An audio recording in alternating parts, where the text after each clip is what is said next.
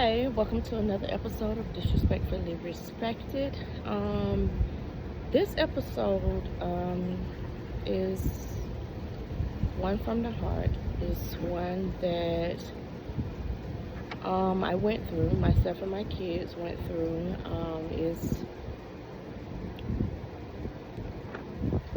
It's a time in our lives where we really had to rely on God.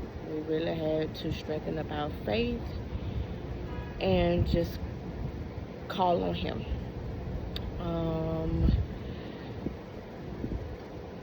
I'm still dealing with it. We are still dealing with it.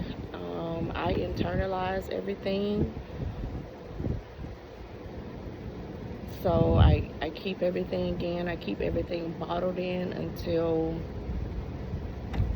it just shuts me down. Like, shuts me down all the way.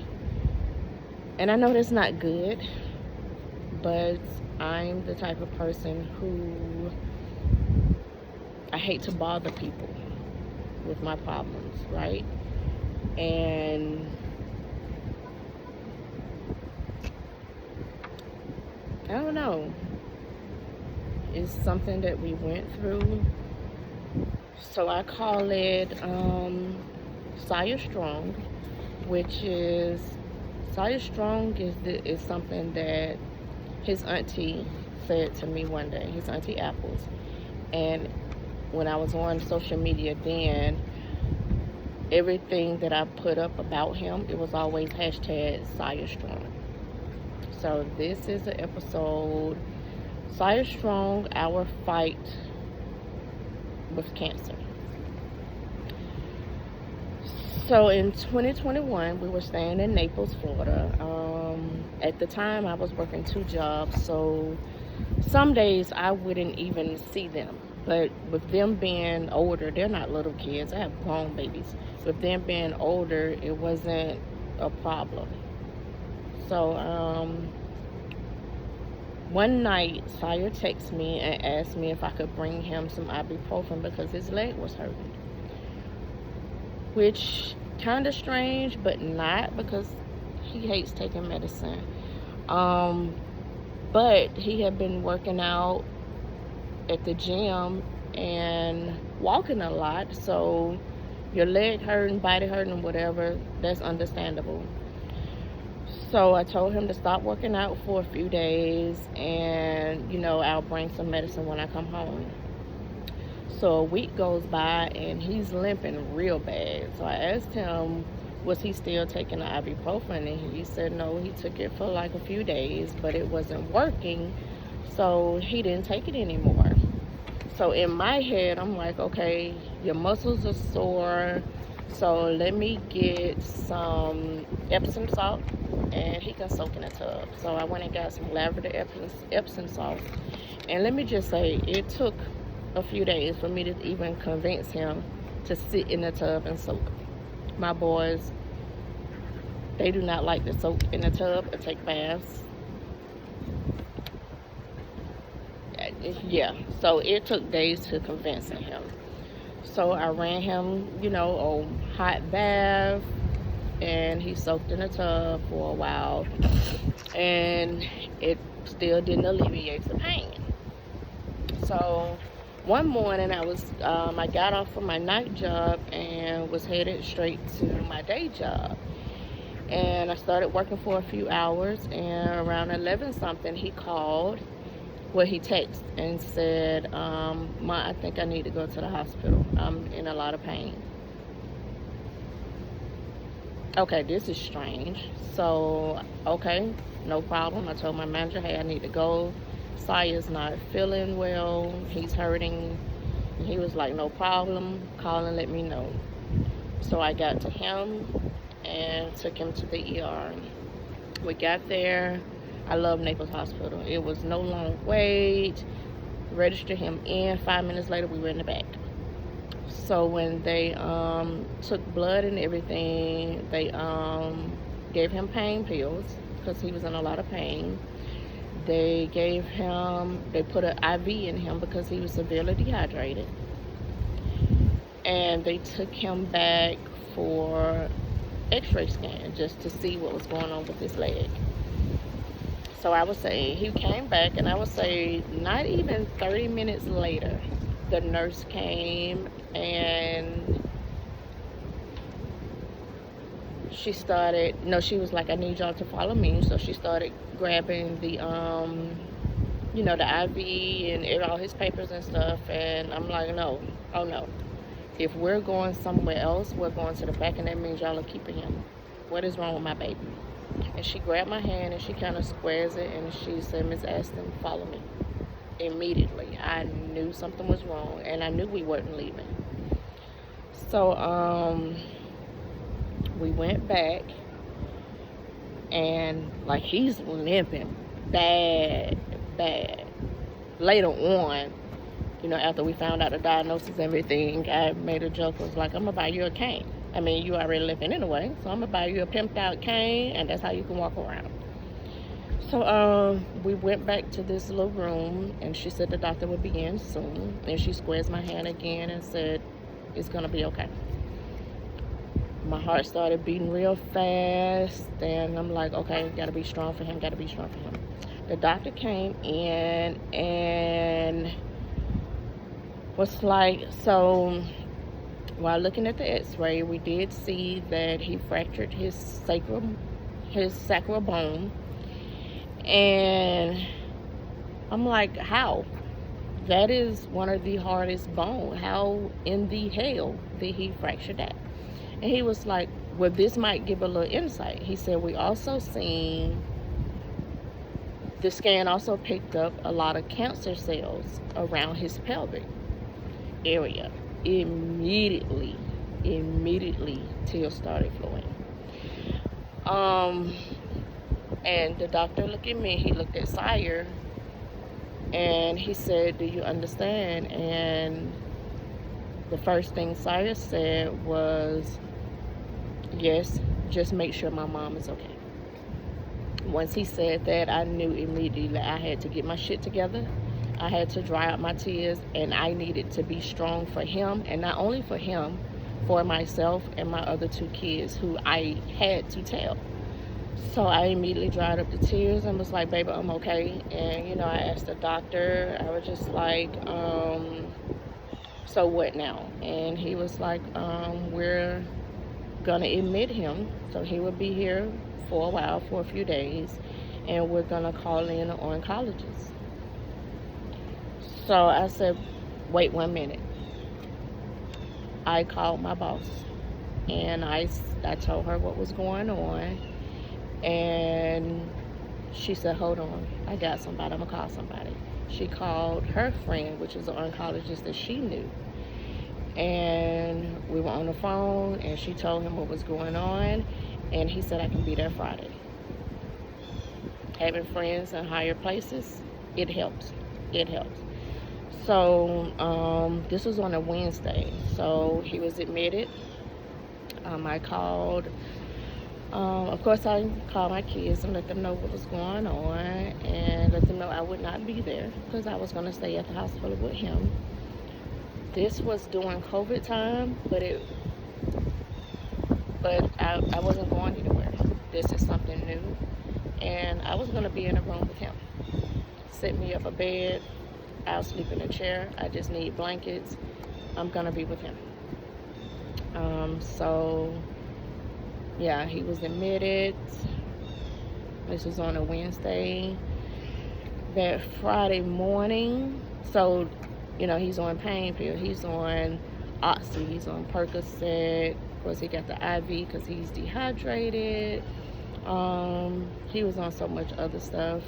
That Friday morning, the oncologist came, did a biopsy. They took him and did a biopsy. And Friday evening, we were released. So he said that, we will call once we get the results and have you in for an appointment. So, of course, that week, I was on the edge. I was like walking on eggshells.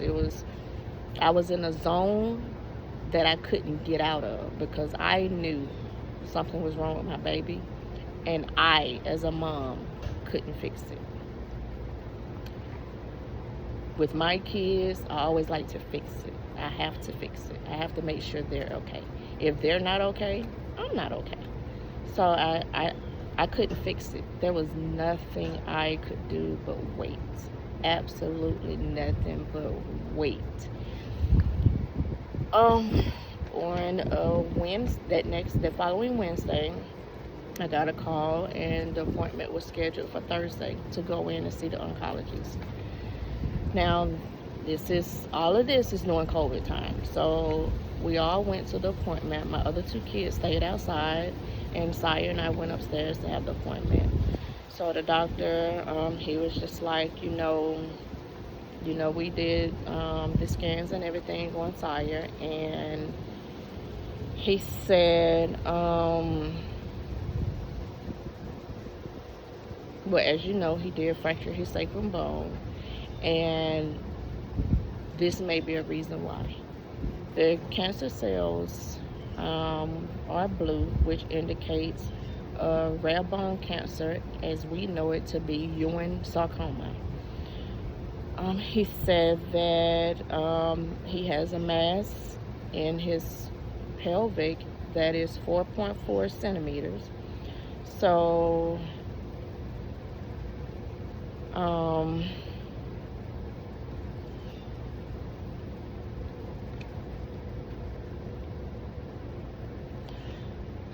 so they did a scan and it revealed a 4.4 by 4.4 centimeter large lesion on the right sacral with fracture.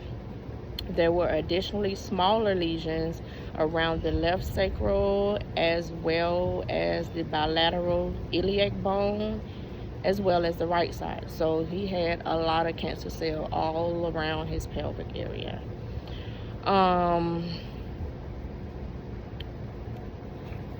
So he was like, I'm just going to be honest. This is a rare bone cancer, less than 1,000 cases per year. And I have never dealt with a case like this. So I can refer you to two of my colleagues. One is in Arizona and one is in Miami. So you just tell me which way or where you want to go, and I will send over the paperwork.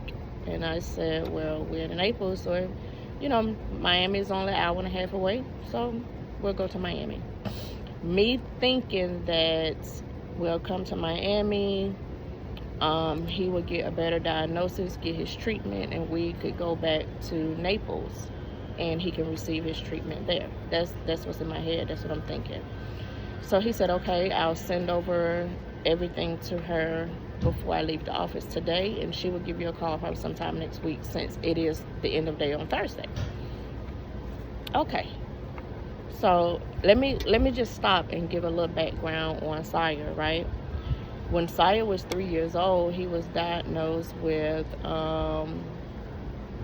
hearing problems. So he was hearing impaired with 50% in both ears.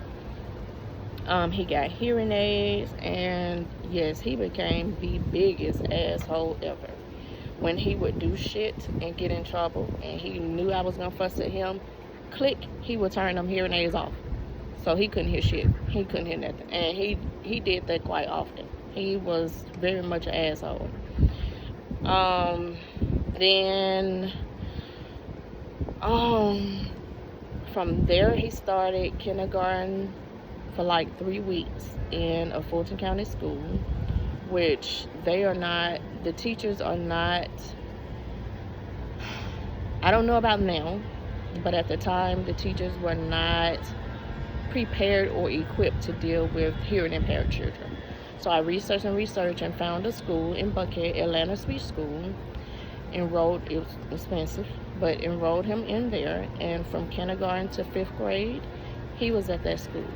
Shouts out to Comer Yates and his amazing staff, because they were amazing. It felt like home. Everybody was family there. Every kid there had hearing problems. the teacher were prepared for it. They was trained for it. It was Atlanta Speech School, so it was a school for it. Like, they were amazing. He stayed there until 5th grade, and then he transitioned into public school again, which they still wasn't. I was going back and forth with school boards and all that. You know what? Okay. Plus, Sire is quiet, but don't fuck with him. So he was getting into a lot of fights because people were fucking with him about his hearing aids or whatever. And I would get calls like, no ma'am, come and get him now. Pick him up now. He's suspended. Like, no, you can't fight somebody 5 times in a row. Like, come and get him now. So after a few calls about that, I was just like, you know what? I'm going to homeschool him. So I homeschooled him up until he graduated. At 14, he was robbed at gunpoint when we stayed in College Park off of National. But that's another story for another day. But I said all this to say, because with his diagnosis at 3, I've always taught him to be strong, right? I always taught him that any obstacle that come his way, we would get through it. We will be okay. He will be okay. And I got a line from the movie Ray, and I used to write it in his notebooks, and it was, never let anybody turn you into a handicap. Like, don't ever let anybody treat you like that. And he took that to heart. He did it. He didn't think that was wrong with him, and you weren't going to think anything was wrong with him either, or he would beat you the fuck up. But anyway, so back to the story. So this was Thursday, and I had already told the kids that we was going to go to dinner, but, you know, after that appointment, I didn't feel it. I wasn't feeling it. I was in my feelings, deep in my feelings, and I just told them we would go tomorrow. So Friday, I had already took off work, and I got up, and, you know, we got dressed or whatever, and I took them shopping. I knew it was going to be bad, and I knew it was going to be a while before we was able to do anything. So I took them shopping. We went to eat, and while we were at the restaurant, I got a call from a Miami number. I answered, and it was the oncologist in Miami. She introduced herself, and immediately she said, I need him in Miami, and admitted now.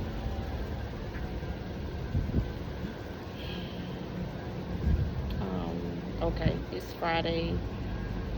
I have to, you know, I had 2 jobs, so, you know, I had to talk to my bosses and let them know what was really going on, and, you know, try to get a leave, take a leave. And I said, well, we won't be able to come today. I have to make sure everything is straight here.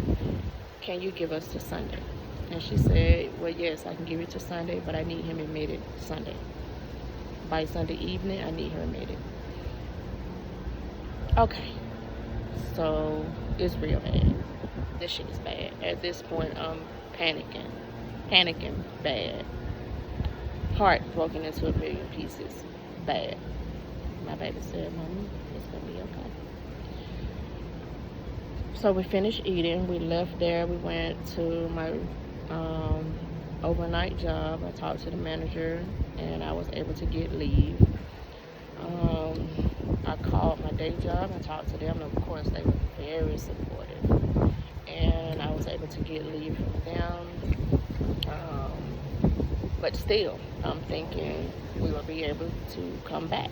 You know, he can get his treatment plan, and we'll be able to come back, and he can finish everything in April.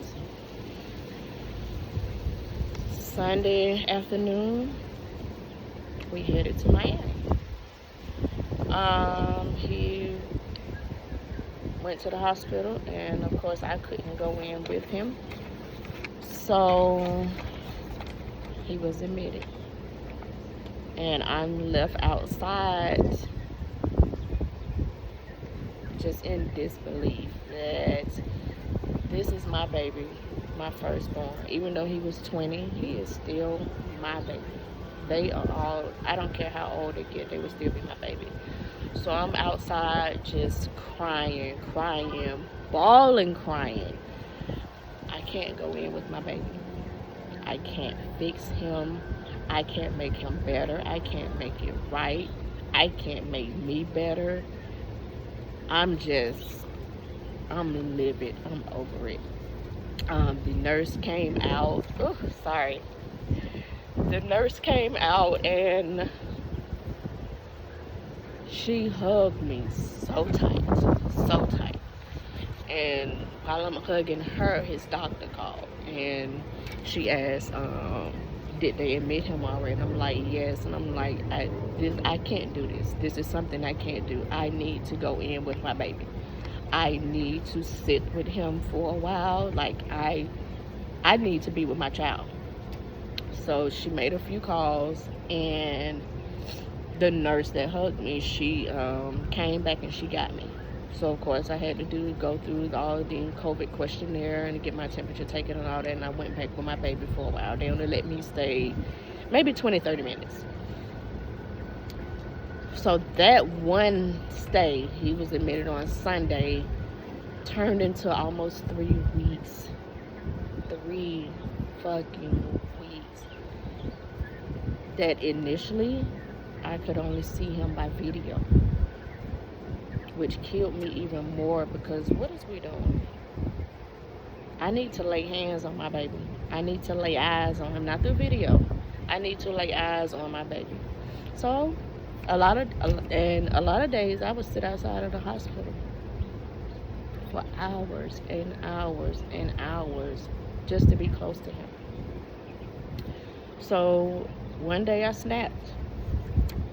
I snapped on the hospital staff. Now, I know it wasn't their fault. They were just following protocol because it was COVID. But as a mother, I didn't care. I didn't want to hear that shit. I need to see my baby. So again, I called his doctor. Listen, I don't know what you have to do, who you have to talk to, what you have to say, but I need to get in and see my baby. I'm not waiting. I need to get in and see him now. I need to sit with him. I need to make sure he's okay. So she was like, Miss Esther, I understand. Let me make some phone calls and we'll get you in. Again, she kept her word. She made phone calls. They came and got me. We went through the protocol, taking my temperature, answered questions, and I seen my baby. I walked in that room and my heart just sank. At that moment, I felt peace because I was able to be there with him. But he's grown, but he's my baby and he was there alone. He shouldn't have had to go through this alone.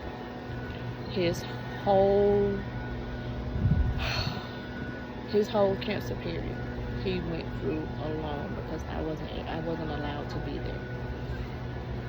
So I'm there with him. They let me stay for almost 2 hours, which made me extremely happy. Eventually, they started letting me bring him food, so I would cook complete full meals. Everybody knew how I cook, so I would cook meals and take it to him. So I would give it to the security guard outside. His nurse would come down and get it and take it to him. He had barbecue, soul food, whatever he wanted, he got, and I would take it there. But the thing I had to do was, I have 3 kids. I've always told my kids, I don't have a favorite. I don't like neither one of y'all. But my favorite was whoever needed me the most at that time. So at that time, I knew Saya needed me the most because of what he was going through. But I didn't want to neglect my other children. So, Woosa was working at the time. He had started working not long after we got to Miami. Because at this point, we weren't going back. I knew we weren't going back. That was over, done with, signed, sealed, and delivered. We couldn't go back. It was too much going on for us to go back. So, me and Shania went to dinner. I made sure we was okay. So I had to extend our room stay. And upon coming to Miami, I made sure that I got a room that had the kitchen and everything in there. So I extended the stay. This is it. This is Miami living. This is our life now. So I split my time up. We would do, since we couldn't go to the hospital with him or see him, we would do video calls with him. And it was refreshing because my kids joke a lot. All three of my assholes, all of them, and they joke with each other a lot. And Sire's new name was Mr. Glass. Woosie gave him that glass because he said, "Nigga, your name Mr. Glass because you break easily." Which we was on a video call and laughed and laughed and laughed. It was so refreshing because they were still able to keep his spirits up. Not that his spirit was down. He got in his feelings a few times, but Sire he was amazing. He was amazing, and all he kept saying was, "God got it, we're okay." He was extreme for what he was going through. My baby he was amazing. So it was a bad time. My brother and his family came down. They was probably here for like a week and a half, 2 maybe. And when they came down, Sire was still in the hospital. And I kept talking to the doctors like, "Look, my brother and his family is here. Please, please, please, can he at least get out one day so we can go to dinner? I just need, if he got to come back, that's fine. I just need him out." And the doctor was like, "Okay, let us do some tests and run to make sure everything is okay. And if everything go well, after we do the biopsy, right? If everything is well, then, sure, you can get him." So on a Friday, they did a biopsy on Sire. He texted me and said, "Ma, I would never do that shit again. It hurt so bad." And if anybody who's been through a biopsy, you don't get any pain medicine. They go through your back. You just have to be still and take that pain. He was like, "No, never do that shit again." I got a call that said you can come pick him up. Oh, I was so happy, so happy. I went to pick up my goddamn baby. And later that evening, we all went to dinner. We all wore yellow because yellow is for bone cancer. And, I had already put it on Facebook and asked people to wear yellow that day. So people were tagging me in their yellow, got pictures and everything. So everybody was in their yellow. We went to dinner and had an amazing time. It was bittersweet because the life that used to be in his eyes was really no longer there. My baby was sick. He was really sick. And again, I couldn't fix it. I couldn't take that pain. If I could have transferred the cancer to me, I would have. Just so he would be okay. Like, I couldn't take that away. Dinner was amazing. We had so much fun. The next morning, my brother and them left. So that next week, we were back and forth to the doctor. This was before the chemo regimen started. They wanted to make sure that he was getting the right, dosage. And so when he was in the hospital, they did another PET scan, all the other tests. And remember when I said when we was in Naples, his mass in his pelvic was 4.4 by 4.4. By the time we got to Miami, and I would say a week later when they did the scan again, his mass was 10 centimeters. They were amazed that he was still walking around. They were amazed that he wasn't bedridden because he had a 10 centimeter mass in his pelvic area.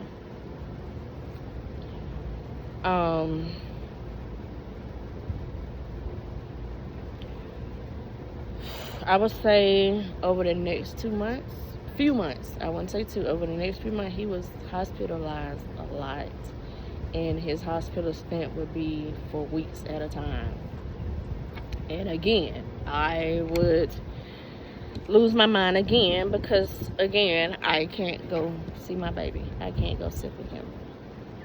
So finally, they came up with the chemo regimen, and she told me it was going to be a very, very aggressive chemo because of the nature of his cancer. Chemo was going to be very aggressive. She warned us, but how aggressive it was, that's my nose ring, I'm not picking at my nose, but how aggressive it was, I was not prepared. But again, my baby took it all. He took it all. He was amazing through it all. It didn't, I mean, he's just him. He's him. He's Sire. Anybody that knows him knows that he's Sire. He's amazing. He's great. But it was aggressive. Because of COVID, I wasn't allowed to go in. So some days I would sit outside of the center while he get his chemo. I would be there for hours. 5, 6, 7, 8, 9 hours. Some days I wouldn't go with him. I would just let him go by himself when I knew it was going to be over 7, 8 hours. A few times it was over 12 hours.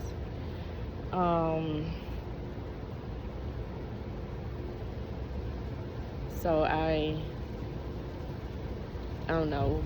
Wow, Sire was amazing because I've always taught him that every obstacle that we go through, we will be okay. And I always taught him to be strong. I was on the outside, I was, but inside, I was tearing into pieces. I was literally tearing apart. Like I internalized everything. So I keep everything to myself. And I was broken. I fell into depression.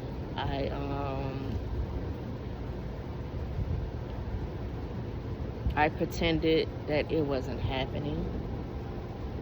I think at some point I stopped communicating with people. Like, I'm gonna just say, I had some amazing people in my corner. Amazing people. I won't call any names, but you know who you are. Shouts out to y'all. I had some amazing people in my corner, and some of those people really got on me because I shut down. And I remember after not talking to one specific friend for like a couple of days, she called me. And when I answered the phone, she said, "Nope, I don't like your voice. I'm on my way." And she booked an impromptu flight. And the next morning, her ass was here. She was like, "No, I don't like the way you sound. I'm coming. I'll be there." I'm so grateful for her because I really enjoyed that day. But it was detrimental to me. Again, I could not fix my baby. I couldn't fix what he was going through. So, of course, I treated him like a baby. So what? He would sleep with me. And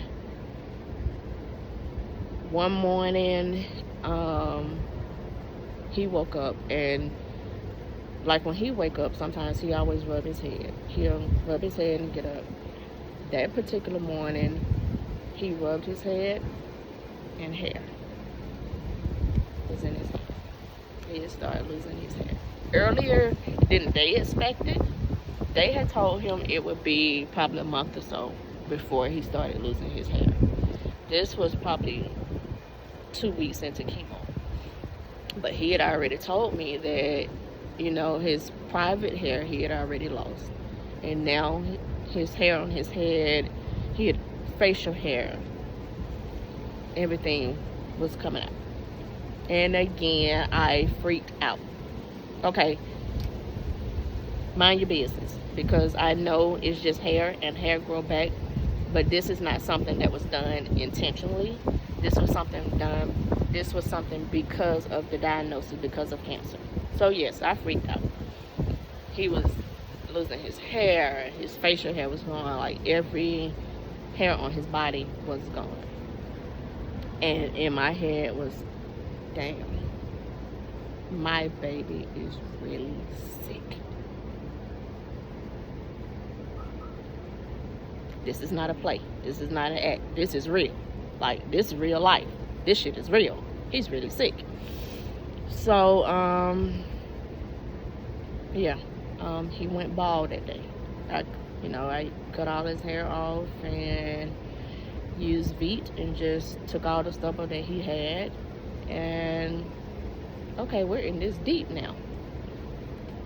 So, that happened, and he would come home from chemo and, of course, sleep, and would get sick from the chemo, and we throw up all night. So, of course, yeah, he slept with me every night. And a lot of nights I didn't sleep. I just sat up and watched him to make sure he was okay. So the chemo was very aggressive, and I think every 2 weeks he had to go in for chemo.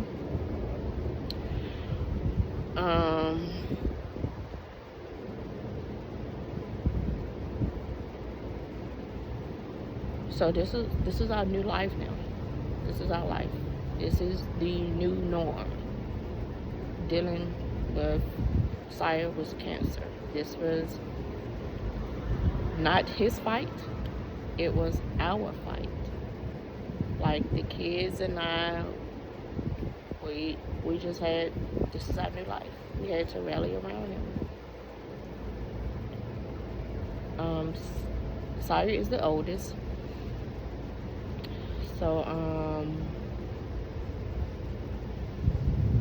not only did I have to make sure he was okay, I had to make sure Woosie was okay.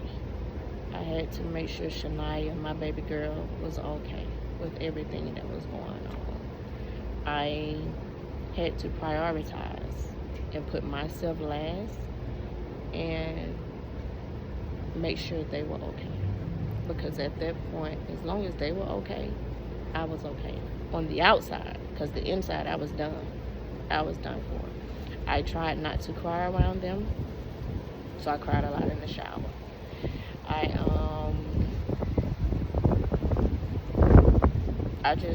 I tried not to let them see the hurt and the pain in me, because I needed to be strong for them. I would be okay. I just needed to be strong for them. I needed them to stay strong, and I didn't need them to see me break down. Because I felt if they seen me break, they would. I've always taken on that role with my kids to where I'm going to be okay. I just have to make sure y'all are okay. As long as y'all okay, I'm fine. I can deal with whatever. I can deal with the backlash. I can deal with outcome. I can deal with whatever, as long as y'all okay. That's my mission in life, to make sure y'all are okay. And I'm gonna make sure shit get done. I mean, we've gone through a lot. We've gone through so much. I won't get into any of that, but I have to say, my kids are amazing. I talk them strength. And they show it. They show it every day. I mean, I know I can say that, and y'all would be like, oh, that's her kid. She's going to say that. So what? So what? Yeah, I say it.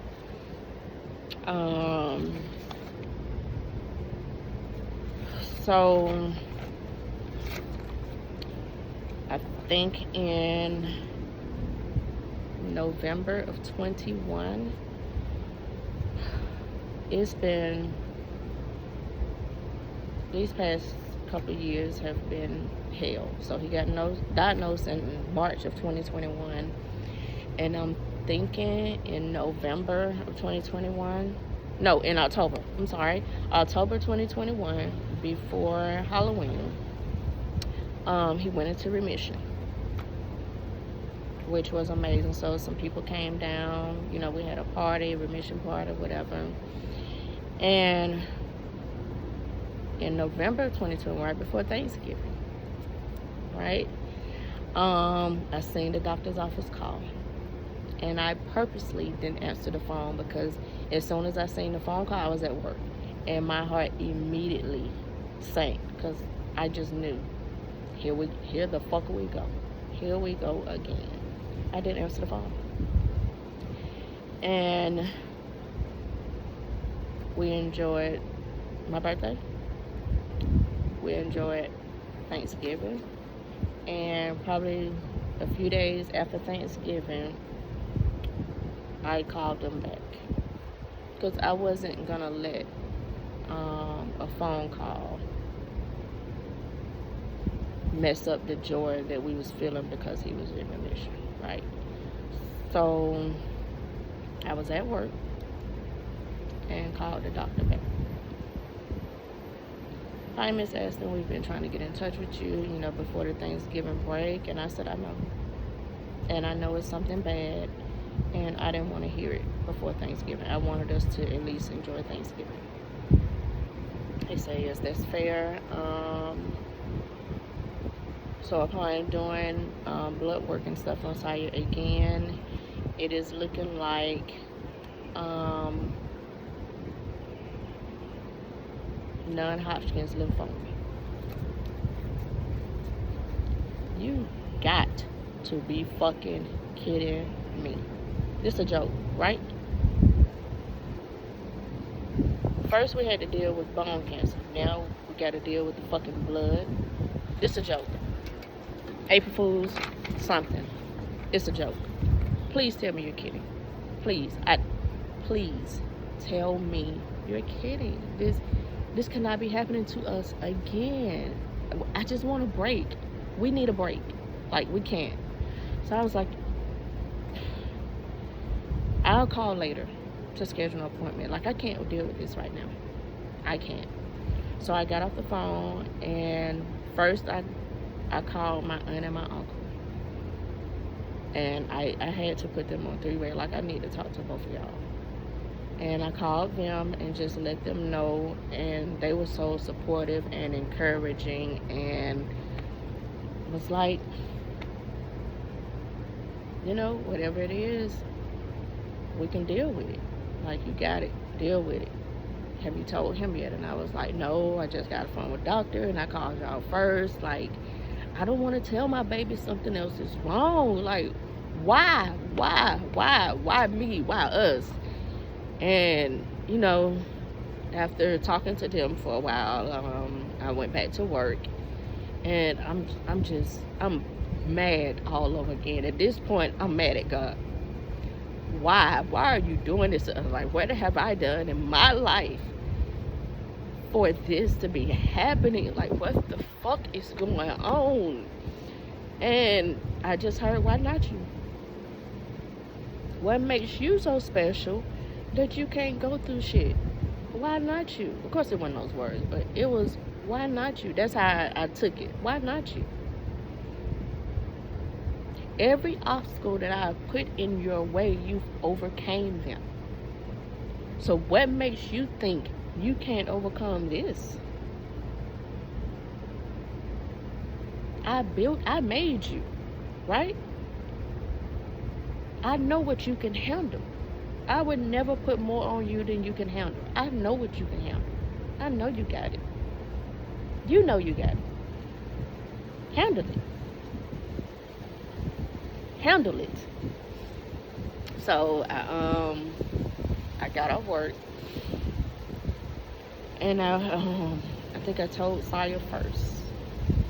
And as soon as I said, well, I don't know if I told him first or I told all three of them together. And as soon as I said, well, I finally called the doctor back. He already knew. All he said was, I already know. And when this chemo started again, that kind of broke me again, because now this is a norm for him. Being sick is normal for him. And I never wanted that for my kids. He's been through so much. He's overcame so much. I didn't want cancer to be one of the things he had to go through. But here we are. I mean, we got to deal with it. What else is there to do? I want my baby here. I'm going to fight for my baby. This is our fight. It's not just his, it's ours. I'm going to do whatever I have to do, whatever needs to be done. I'm going to do it. I'm going to be present. It's going to get done. So that went on. Oh my God, my baby was on so much medicine. He was taking so many pills a day. It was ridiculous. I told him I was gonna be his pusher, because I was giving him pills. I feel like I'm your pusher. But of course he hated it, because he don't like taking medicine. He didn't like the way the medicine feel. And again, they wanted him on all kind of pain medicine, because a 10-centimeter mass, chemo, all that. So of course he was in pain.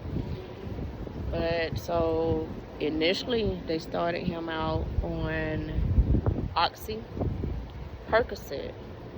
When he was in the hospital, he had morphine. When he got released, I think the last time in the hospital, they asked me,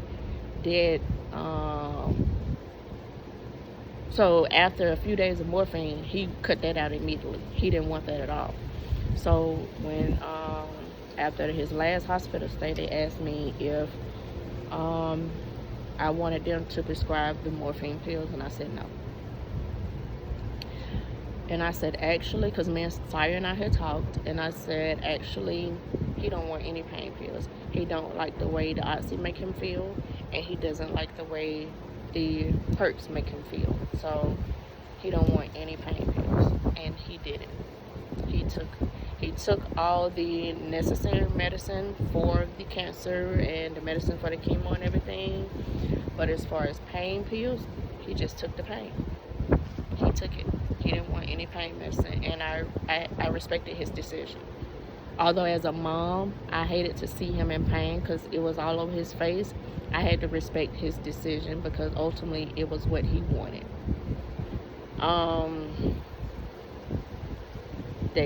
Before chemo started, we had to make a decision. So we were told that because the chemo is so aggressive, that they talked to us about storing his sperm, because it could be a possibility that he won't be able to have kids.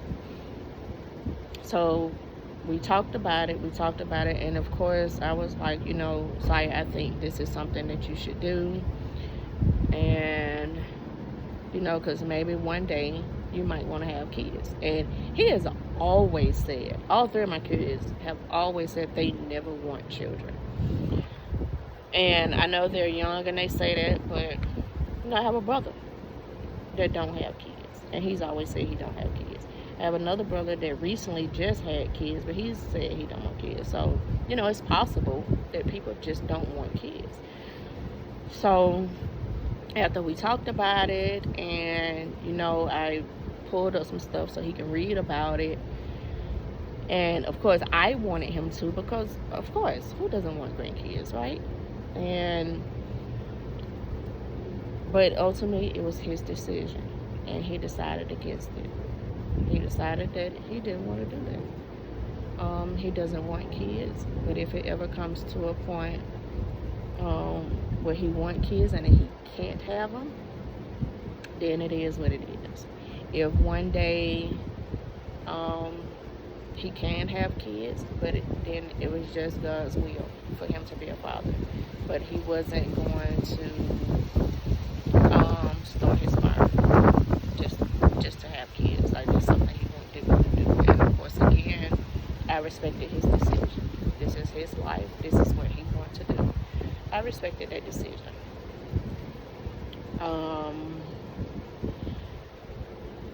So as of today, he is in remission, which we thank God for. Like we really had to lean on faith. We thank God for. Is he 100%? No. Because chemo destroys every bad cells, it also destroys all the good ones too. So even after, I think it's been a year now without chemo, his body still hasn't bounced back the way that they want it to bounce back. So, you know, we're just praying and just, relying on God that one day he will be at 100%. But if he doesn't, it's fine. My baby is fine. He's a trooper. My baby's a soldier. Like, I'm really amazed at his strength in all of this. He used to tell me all the time, I would cry, we would go to a doctor visit, and I would just get tears in my eyes, and he'd be like, Mama, God got it, we okay.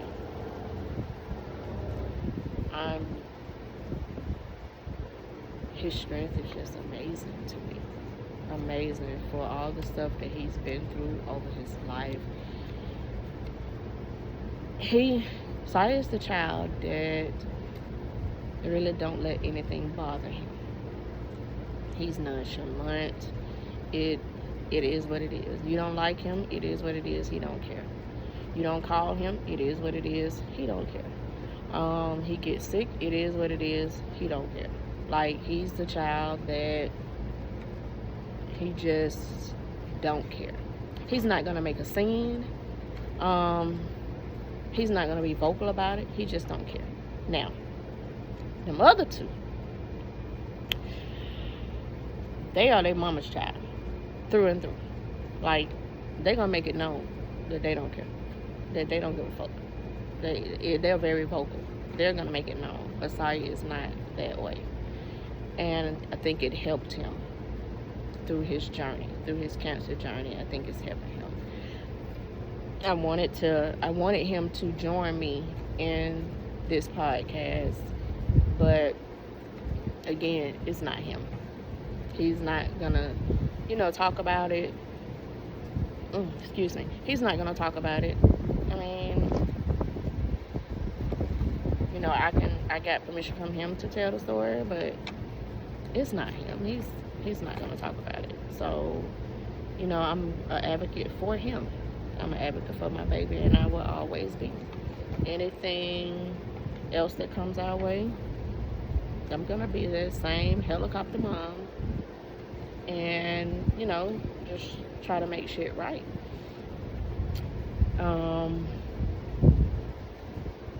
But again, I thank God for this journey, because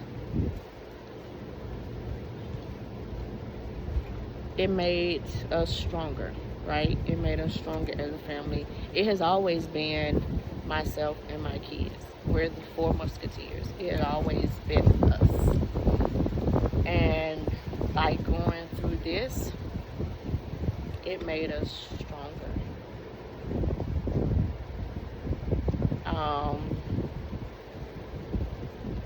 Like, we're here. We're there. Those are my babies. They hurt, I hurt. You hurt them, I hurt you. I would smile in a mugshot. That's how I am. They my ride or die. We ride for each other. Like, and that's how I love it that way. That's how I spoil them. They are very spoiled. Very. They are some assholes, and they're some spoiled ass children. I did it. But they know, with being spoiled, they also know I will bust their motherfucking heads too. Like, they wasn't spoiled to the point where they didn't get disciplined. I going through this was a test. It was a journey, but I don't wish it on anybody. I don't wish cancer on anybody, especially a parent, to witness your child going through this. But I will say some things need to be changed, because although like he was 20 when he was diagnosed, so in some instances he was treated like a child, and in some instances it was, oh no, he's an adult. So I had to get power of attorney, because no, this is what y'all not gonna do. You're not gonna brush him off. You're not gonna walk over my baby and just tell him anything and not talk to me because he's 20. Really? So I got power of attorney. Now you gotta talk to me. My nose rang again, sorry. Now you gotta talk to me, because you're not just gonna tell him anything and not explain what the fuck is going on and then just think he's gonna be okay with it. Because he gonna call me. When he was in the hospital and they said stuff to him, he was like, let me call my mama. And it was, you're grown.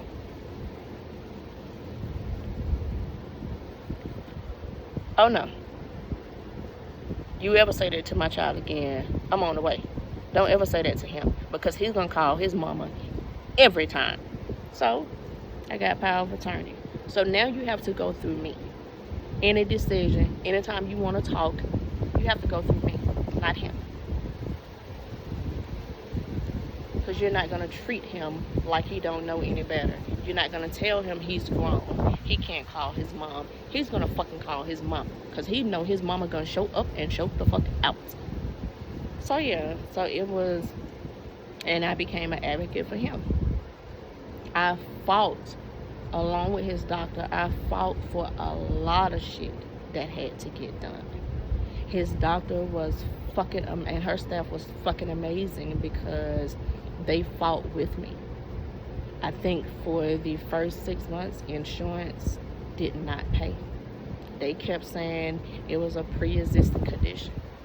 Do you fucking think that if my son was diagnosed with a rare bone cancer, that I wouldn't get him treatment for all this goddamn time? Motherfucker is new. Just like you just found out about this shit, we just found out about this shit. So it's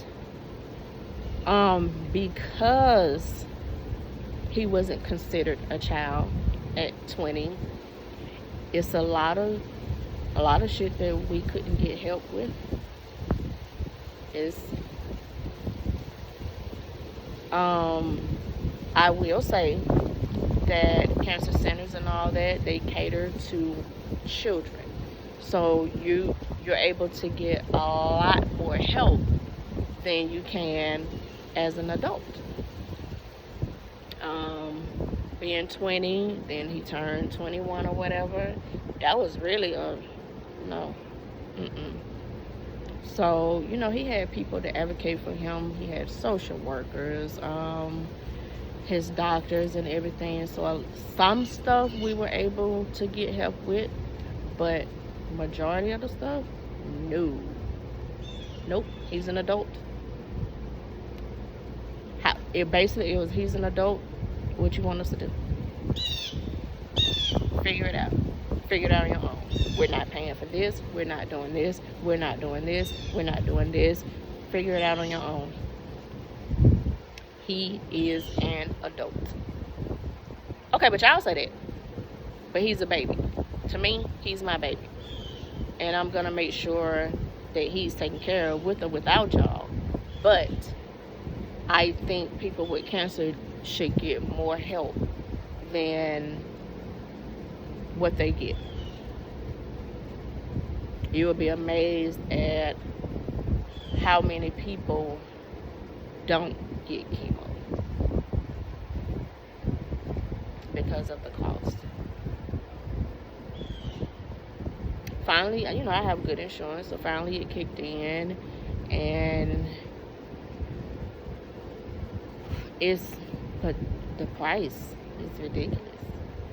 One day, one day of chemo that consists of blood work first, the medicines, then the chemo, doctor's time, Band-Aid, whatever they put on you, one day is almost $100,000.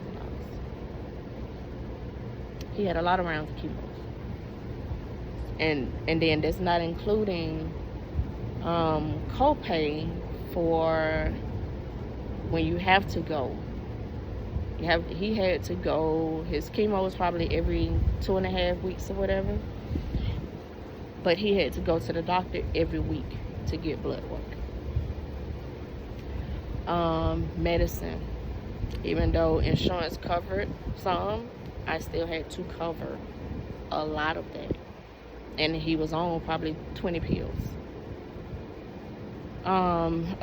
Is insurance. Once we figured out we were staying down here, life insurance was a hassle. Because at this point, it is a pre-existing condition. Trying to get insurance on him.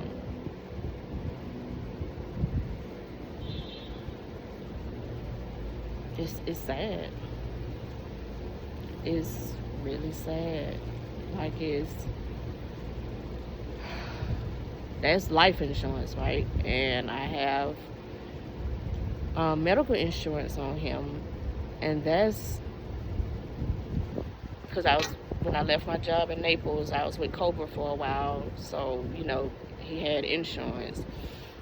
But with Cobra, you have to pay on your own because you don't have a job anymore, right? So when I got a job down here in Miami, luckily, and I thank God that he was in remission, so I was able to put him on my insurance. And it's hard. It's hard.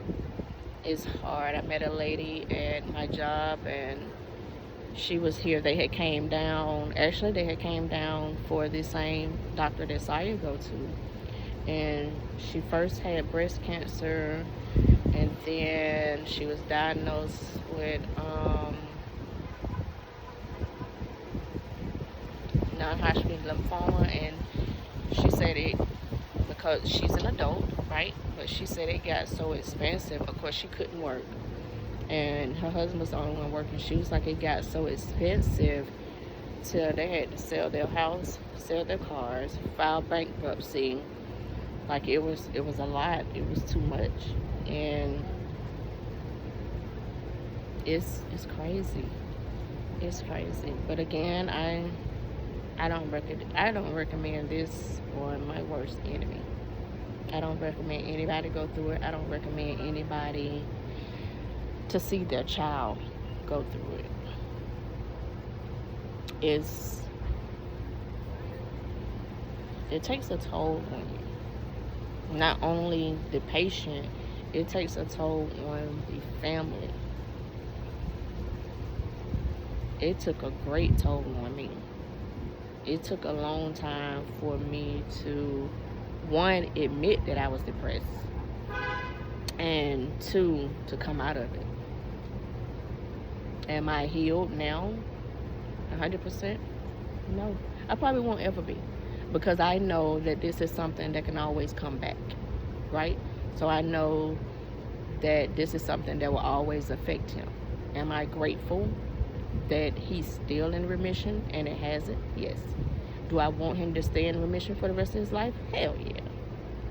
But would I ever be 100% because I know the outcome and that it can come back? No.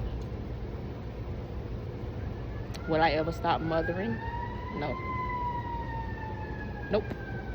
Not at all. He can 40, 50, and I still won't stop mothering. I don't care if he's across country. I will drop everything and be there. That's the love that I have for my babies, and that's either one of them. I will move heaven and earth to make sure they are okay. Yeah, I'm over this shit now. Um, I want to thank you all for tuning in to another episode, and that is all for today.